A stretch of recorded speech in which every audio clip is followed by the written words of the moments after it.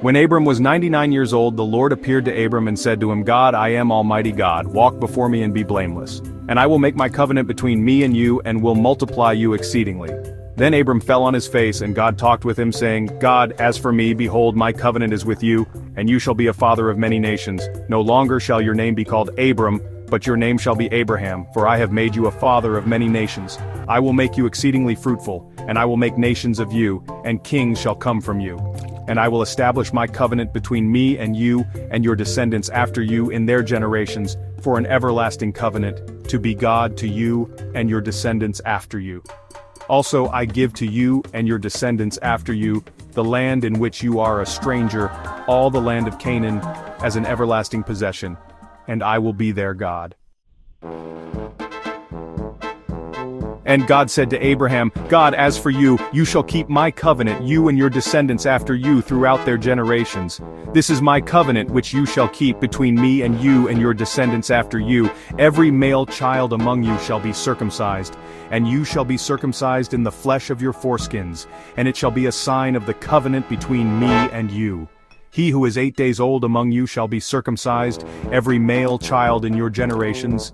He who is born in your house or bought with money from any foreigner who is not your descendant. He who is born in your house and he who is bought with your money must be circumcised, and my covenant shall be in your flesh for an everlasting covenant. And the uncircumcised male child, who is not circumcised in the flesh of his foreskin, that person shall be cut off from his people. He has broken my covenant. Then God said to Abraham, God, as for Sarai your wife, you shall not call her name Sarai, but Sarah shall be her name. And I will bless her, and also give you a son by her. Then I will bless her, and she shall be a mother of nations. Kings of peoples shall be from her. Then Abraham fell on his face and laughed and said in his heart, Abraham, shall a child be born to a man who is 100 years old, and shall Sarah, who is 90 years old, bear a child? And Abraham said to God, Abraham, oh, that Ishmael might live before you. Then God said, God, no, Sarah, your wife shall bear you a son, and you shall call his name Isaac. I will establish my covenant with him for an everlasting covenant, and with his descendants after him. And as for Ishmael, I have heard you. Behold, I have blessed him, and will make him fruitful, and will multiply him exceedingly.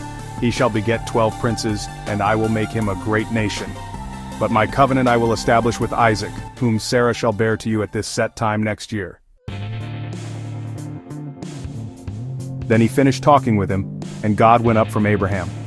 So Abraham took Ishmael his son, all who were born in his house, and all who were bought with his money, every male among the men of Abraham's house, and circumcised the flesh of their foreskins that very same day, as God had said to him. Abraham was 99 years old when he was circumcised in the flesh of his foreskin, and Ishmael his son was 13 years old when he was circumcised in the flesh of his foreskin. That very same day Abraham was circumcised, and his son Ishmael, and all the men of his house, born in the house or bought with money from a foreigner, were circumcised with him.